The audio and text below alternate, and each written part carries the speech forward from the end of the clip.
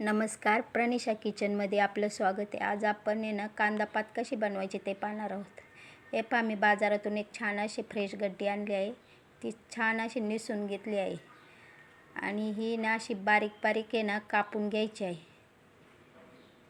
कांद्याची पात तुम्ही ज्या दिवशी बाजारातून आणसाल त्याच दिवशी कांद्याची पात बनवून टाकायची.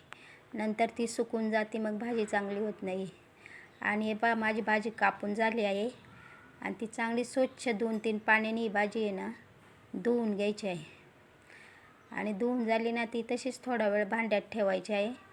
मग त्याचं पाणी खाली थांबतं. चला मग आपण आता ही भाजी कशी बनवायची ते पाहूया. आता ही भाजी बनवायसाठी मी थोडीशी मूग डाळ 1 तासभर भिजत घातली होती. तुम्ही याला चणा डाळ पण वापरू शकता.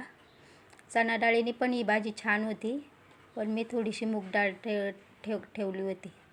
हे पहा, त्यासाठी लागणारे थोडं शेंगदाण्याचा कूट, लाल तिखट, थोडंसं मीठ आणि थोडीशी मुगाची डाळ.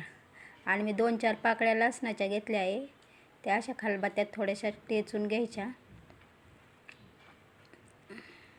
हे पहा, अशा खलबत्त्यामध्ये त्या बारीक थोडंसं करून घ्यायचं आहे.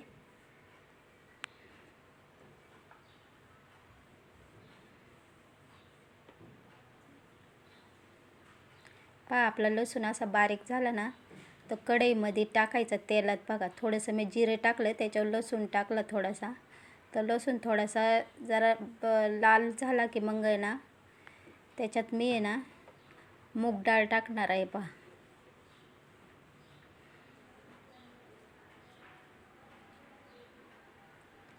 आता ते लसूण आपला छान परतलेला आहे.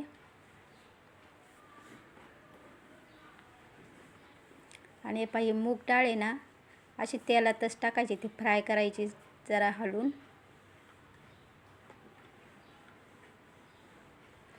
तुम्ही याच्यात चणा डाळ पण टाकू शकता. आणि मला मूग डाळ कांद्याच्या पातीत आवडते, त्यामुळे मी मूग डाळ टाकते आहे. या डाळीला काय तुम्ही 1 तास आधी भिजत घातली तरी ती चांगली भिजून होती. बघा, आता मी याच्यात लाल तिखट टाकणार आहे आणि थोडेसे चिमूटभर हळद टाकली आहे.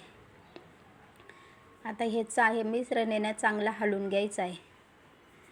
हलवून म्हणजे याला चांगलं तेल सुटेपर्यंत त्याला हे मिश्रण हलवून घ्यायचं. नंतर मग तुम्ही याच्यात भाजी टाकायची. बघा, छान असं मिरची पावडर, थोडंसं लाल तिखट, मीठ टाकलं आहे आणि ही डाळ हे छान असं फ्राय बनवून घ्यायचं.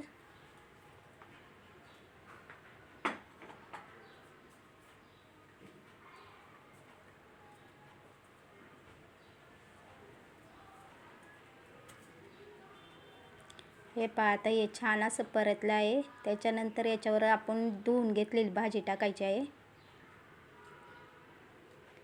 सगळी भाजी याच्यात आता टाकून घ्यायची तुम्ही. बघा, तोपर्यंत आपण भाजी साईडला ठेवली, त्याचं पाणी चांगलं नितळून निघलं आहे.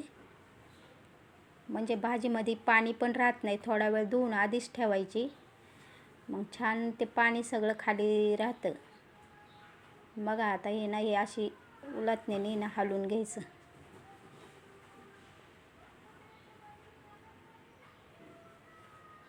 बघा, किती छान आपली अशी भाजी झालेली आहे ही. आणि सांगायचं म्हणजे या भाजीला जास्त वेळ झाकण ठेवायचं नाही.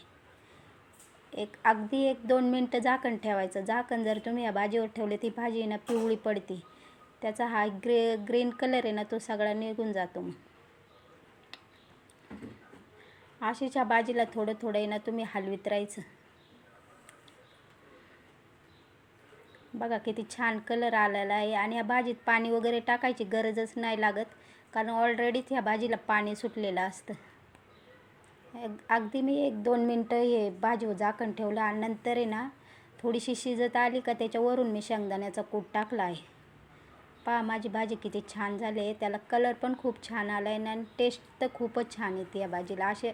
बघा, तुम्हाला मी अशा प्रकारे भाजी बनवली आहे. तुम्हाला जर आवडली तर तुम्ही नक्की ट्राय करा. पहा, माझी रेसिपी तुम्हाला कांदा पातीची आवडली तर माझ्या चॅनलला सबस्क्राईब करा, लाईक करा, शेअर करा. धन्यवाद.